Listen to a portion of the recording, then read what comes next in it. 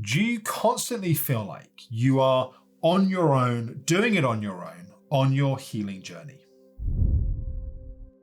One of the hardest things about being on the healing journey is that not only are we going through physically one of the most challenging times of our life, where we have the least amount of physical energy and resources to do the work that we need to do to heal, we often can feel the most isolated. I think part of the reason why people feel isolated is because they are. You're isolated because you can't do all the things that you would normally do. Like, I remember when I first got diagnosed with ME chronic fatigue, I was around the age of 16, and particularly I think 16-year-old boys. Our sense of friendship and connection is tied to the things that we do, the places that we go, the sports that we play, and so on. And not being able to do those things made it even more challenging. But then when you're also suffering from a medically unexplained illness, where there's not a single biomarker, a single test that you go and do that gives you a diagnosis of ME, chronic fatigue, fibromyalgia, long COVID, or so on, that often means that the people around us that love us and want to support us maybe got their own misconceptions. That maybe you just need to just push a bit harder. Maybe you're resting a bit too much, or maybe you need to go and do this intervention that's helped loads of people. And we end up, not necessarily because people don't want to help, sometimes because they want to help, we end up feeling even more isolated, right? The time in our life that we most need community and support, we feel more and more on our own. Now, one point that I really want to make is just because you feel like you're doing it on your own, it doesn't mean that you are. I remember early on in my clinical experience, one of the things that really surprised me is how many people that on the surface, it looked like they had their life all together. Behind those layers, were actually really struggling and were actually really doing or wanting to or needing to do their own inner work. The problem we have is in society, everyone's so busy trying to look like they're all okay and fine that people don't talk about the challenges and the struggles that they have. And just because people around you may not be on a fatigue healing journey doesn't mean there aren't ways that they could understand your experience.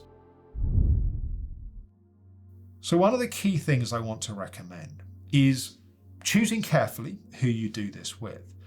How can you find ways to talk more about your experience? Often what's happened is we've had some bad experiences doing that, so we shut down and we share less.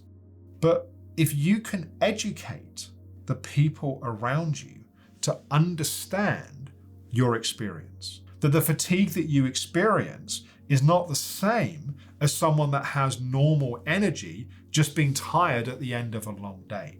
If you can help people understand that the difference between fatigue and depression is with depression, often all we want to do is climb into bed and hide from the world.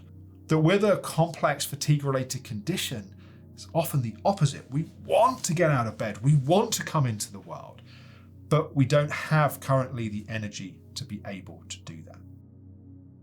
If you can communicate and find ways to explain where you are, and also ask for help and support in ways that empowers other people, then I think you can feel less alone in your experience. This is not going to work with everyone, but it's going to work with some people.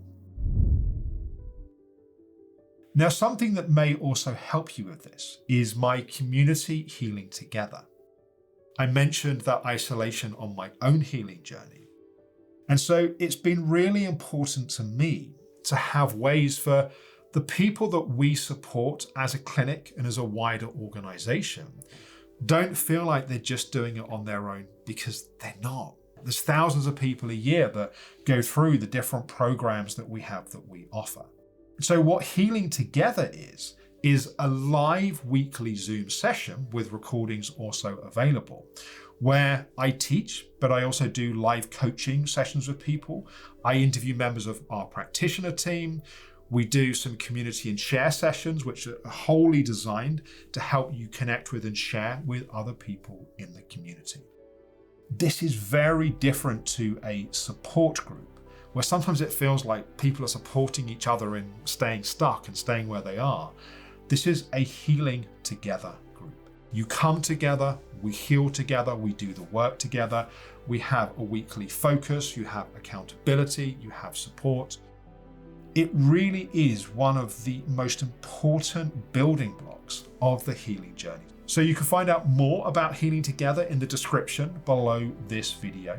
In closing though, please remember, as much as we can feel like we're the only one on the path, you are not. There are many, many other people doing the healing work.